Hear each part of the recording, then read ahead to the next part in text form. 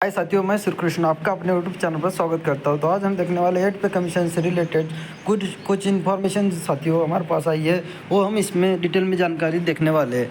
लेकिन ये जानकारी जानने के लिए आपको इस वीडियो के अंत तक जुड़े रहना पड़ेगा। और हाँ साथियों, हम आपको बताना चाहते हैं, अगर आप हमारे चैनल पर नए हैं तो चैनल को सब्सक्राइब जरूर कीजिए और सब्सक्राइब के साथ साथ बेल आइकन को भी दबाइए, ताकि अगले आने वाली हर वीडियो की पल पल की अपडेट नोटिफिकेशन के द्वारा आपके पास आ जाए। तो चलिए स्टार्ट करते हैं हम अपना आज का टॉपिक, देखते हैं क्या इन्फॉर्मेशन है।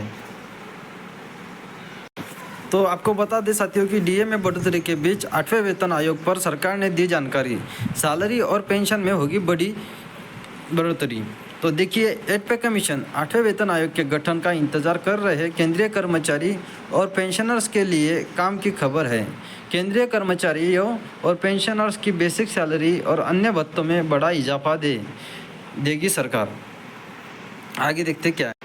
8 पे कमीशन 8वें वेतन आयोग के गठन का इंतजार कर रहे केंद्रीय कर्मचारी और पेंशनर्स के लिए काम की खबर है।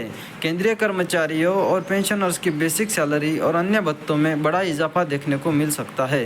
दरअसल हाल ही में 8वें वेतन आयोग पर वित्त मंत्री निर्मला सीतारमण ने संसद में बड़ी जानकारी दी है। तो देखते हैं क्या जानकारी दी है। सीतारमण ने क्या कहा, देखिए। सीतारमण ने सदन में विनियोग यानी कि संख्यांक 3 विधेयक 2025 और वित्त विधेयक 2025 पर हुई चर्चा का जवाब देते हुए कहा कि प्रधानमंत्री नरेंद्र मोदी ने जनवरी 2025 में केंद्र सरकार के कर्मचारियों और पेंशनभोगियों के वेतन और लाभों को संशोधित करने के लिए 8वें केंद्रीय वेतन आयोग की स्थापना को मंजूरी दी थी। आगे देखते हैं। आगे उन्होंने कहा कि 1 जनवरी 2016 से पहले रिटायर हुए सभी केंद्रीय कर्मचारी, सरकारी कर्मचारी और पेंशनभोगी 1 जनवरी 2016 के बाद रिटायरमेंट कर्मचारियों के बराबर पेंशन प्राप्त कर रहे हैं।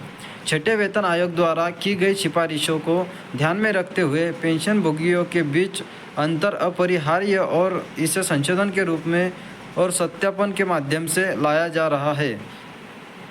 उन्होंने कहा कि सत्यापन नियम किसी भी तरह से मौजूदा सिविल पेंशनभोगियों के लिए वर्तमान चरण से निर्धारित मौजूदा पेंशन को नहीं बदलते या संशोधित नहीं करते हैं। सत्यापन नियम किसी भी तरह से रक्षा पेंशनभोगियों को प्रभावित नहीं करते हैं, क्योंकि वे अलग नियमों द्वारा कवर किए गए हैं।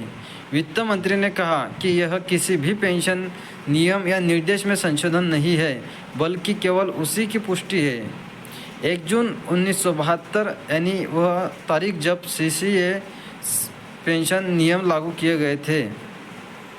आगे देखते हैं और क्या इन्फॉर्मेशन।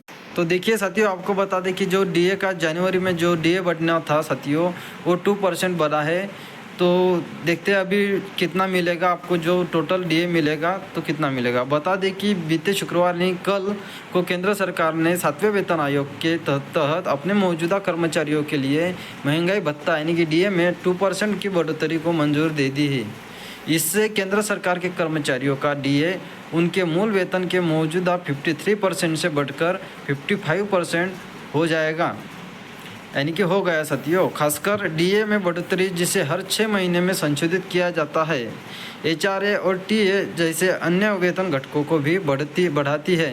केंद्र सरकार के कर्मचारियों को जनवरी और फरवरी 2025 के महीनों के लिए यह बढ़ा हुआ डीए मार्च महीने के वेतन के साथ बकाया के रूप में मिलेगा।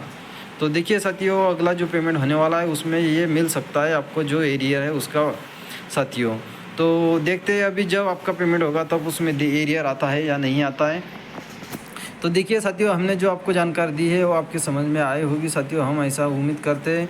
और देखिए साथियों, इससे रिलेटेड कोई भी इन्फॉर्मेशन या कोई भी अपडेट आती है तो सबसे पहले हम आपको बताने का प्रयास करेंगे। तो मिलते हैं साथियों ऐसे न्यू अपडेट के साथ। Thank you.